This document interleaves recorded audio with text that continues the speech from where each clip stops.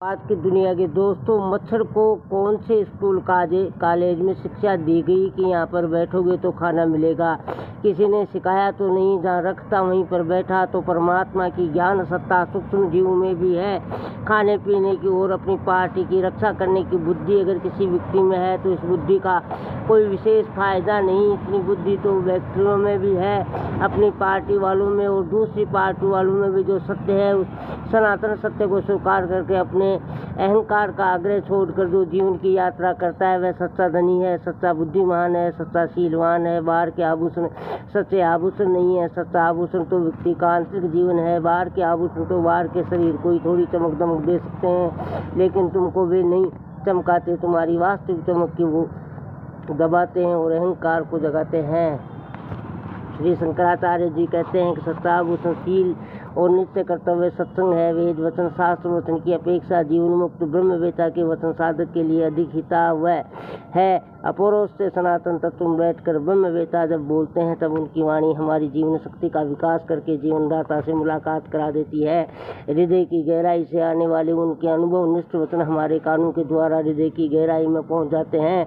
चित्त में विश्रांति मिलती है, जीवन में आनंद उल्लास और मधुरता छा जाती है। सत्संग सुधा, जिस मनुष्य में शील है वह सब चीज़ों का अधिकारी है। उसके पास शील के साथ धर्म, सत्य, सदाचार, बल और लक्ष्मी बराबर निवास करते हैं। वह हमें अपने शील के प्रभाव से सारे संसार में श्रेय पाता है। उसे हर व्यक्ति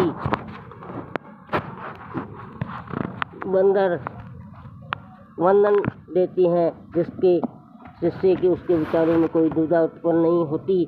वह किसी से भी ईर्ष्या, द्वेष और राग नहीं करता, तो किसी पर क्रोध करता है, न किसी से उद्विग्न होता है। अपने ज्ञान के बल पर वह दूसरों से सद्व्यवहार ही करता है। जिस देश या समाज में ऐसे महापुरुष होते हैं वह देश या समाज धन्य हो जाता है। महाभारत का एक प्रसंग है। इंद्रप्रस्थ में राजा युधिष्ठिर ने राजसूय यज्ञ किया। उस समय सभा मंडप को नाना प्रकार के उपकरणों से सजाया गया। उन्हें देखकर दुर्योधन को बड़ा संताप हुआ। वहाँ से लौटने पर अपने पिता धृतराष्ट्र से उसने सब बातें कही। तब धृतराष्ट्र ने कहा, बेटा, यदि तुम युधिष्ठिर की भांति या उनसे भी आगे बढ़कर राज लक्ष्मी पाना चाहते हो तो शीलवान बनो। शील से 3 लोग जीते जा सकते हैं। शीलवानों के लिए संसार में कोई भी वस्तु दुर्लभ नहीं है।